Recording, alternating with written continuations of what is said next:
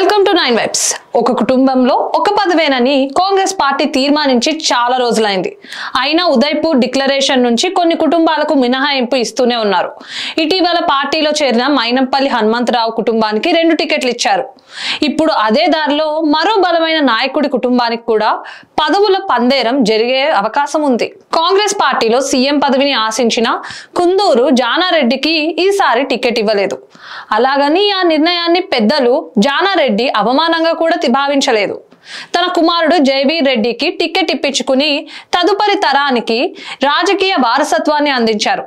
ఇకపై జానా తెర వెనుక ఉంటారని భావిస్తున్న తరుణంలో కొత్త వాదన వినిపిస్తుంది. రిటర్న్ ఆఫ్ ది జానా ఖాయమని కాంగ్రెస్ వర్గాల్లో చర్చ జరుగుతోంది. ఒకటి కాదు, ఏకంగా మరో 2 పదవులు జానా ఫ్యామిలీకి ఖాయమని హస్తం పార్టీ నేతలు చెవులు కొరుక్కుంటున్నారు. జానా చిన్న కొడుకు జైవీర్ రెడ్డి ఉమ్మడి నల్గొండ జిల్లా నాగార్జున సాగర్ నియోజకవర్గం నుంచి పోటీ చేసి సిట్టింగ్ ఎమ్మెల్యే నోముల భగత్ పై ఘన విజయం సాధించారు. ఈ క్రమంలో ఉమ్మడి నల్గొండ జిల్లా కాంగ్రెస్ పార్టీకి కంచు కోటలా మారింది. 12 నియోజకవర్గాలకు 11 నియోజకవర్గాల్లో అత్యధిక మెజారిటీతో ఇక్కడ ఎమ్మెల్యేలుగా గెలిచారు. కోమిటిరెడ్డి కుటుంబంలో వెంకటరెడ్డికి మంత్రి పదవి దక్కగా రాజగోపాల్ రెడ్డి పదవి కోసం ఎదురు చూస్తున్నారు. అయితే ఇప్పుడు ఫోకస్ ఉమ్మడి నల్గొండ జిల్లాకే చెందిన కుందూరు కుటుంబంపై పడింది. 7 సార్లు ఎమ్మెల్యేగా సుదీర్ఘ కాలం మంత్రిగా పనిచేసిన అనుభవం జానారెడ్డి సొంతం. ఈసారి పోటీ చేయకపోయినా ఆయన పునరాగమనం ఖాయమని తెలిసిపోయింది. రాష్ట్ర పార్టీలోనూ అధిష్టానంలోనూ ఆయనకు ఉన్న పరపతి అలాంటిది. లోక్సభ ఎన్నికల్లో జానారెడ్డి పెద్ద కుమారుడు రఘువీర్ రెడ్డి ఎంపీగా పోటీ చేసేందుకు రంగం సిద్ధమైందని చెబుతున్నారు. ఇప్పటికే 2014, 18, 23 ఎన్నికల్లో మిర్యాలగూడ నుండి రఘువీర్ రెడ్డి పోటీ చేసేందుకు రెడీ అయి పార్టీ సూచనలతో విరమించుకున్నారు.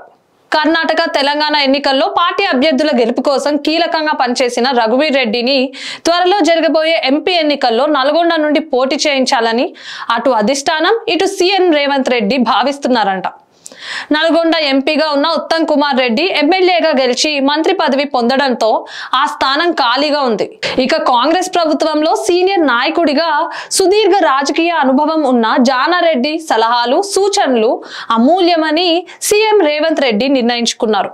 అందుకే ఆయన్ను రాజ్యసభకు పంపాలన్న ప్రతిపాదనను అధిష్టానం ముందుంచేందుకు సిద్ధమైనట్లు చెబుతున్నారు. అంటే అన్ని అనుకున్నట్లే జరిగితే కుందూరు కుటుంబానికి 3 పదవులు ఖాయమవుతాయి. రేవంత్ రెడ్డి సీఎం అయ్యాక తొలుత వెళ్ళింది జానారెడ్డి ఇంటికే. బిందుకు పిలిచిందే తడువుగా రేవంత్ రెడ్డి వెళ్లి వచ్చారు. ఈ క్రమంలో జానాకు అజాత శత్రువు అన్న పేరు ఉంది.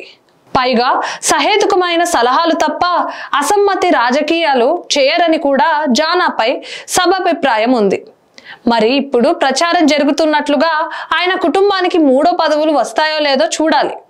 ఇలాంటి మరిన్ని అప్డేట్స్ కోసం స్టే ట్యూన్ టు 9 వైబ్స్.